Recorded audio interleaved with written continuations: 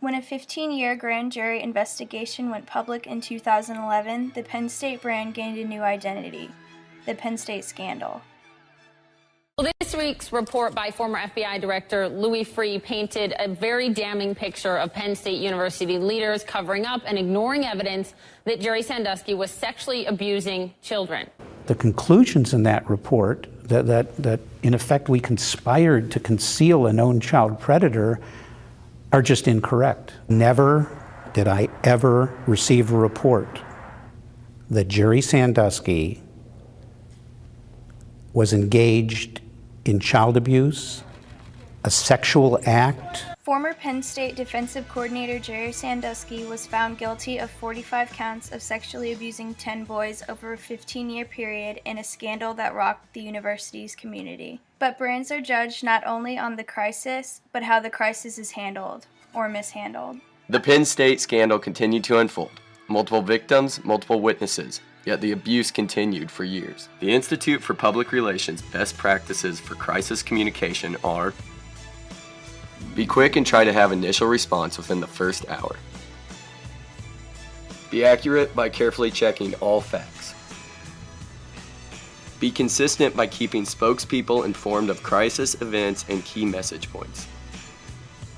Make public safety the #1 priority. Use all of the available communication channels, including the internet, intranet, and mass notification systems. Provide some expression of concern or sympathy for victims. Remember to include employees in the initial response. Be ready to provide stress and trauma counseling to victims of the crisis and their families, including employees. One thing was evident in the midst of the crisis: Penn State officials were not prepared. Penn State's "our lips are sealed" approach failed miserably. Meanwhile, the bad press rolled on. The Devil, what's your take on everything that happened at Penn State this week? Well, I'm just through the roof happy, Seth. I mean, because never in my wildest dreams did I think there was going to be a recruiting scandal at Penn State. Oh, what? I'm sorry, you think it's a recruiting scandal? Yeah, just assume. So what was it? Was it like tickets for tattoos, a quarterback in a Ferrari? What do we got? I mean, I don't really want to say it out loud. He was, all right.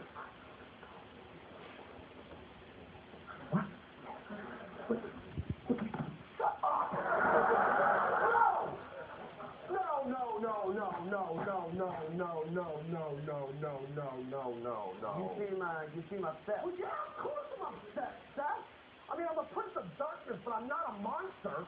Despite the initial failure of Penn State crisis response, they still have the opportunity to emerge a stronger brand, and the whole world is watching.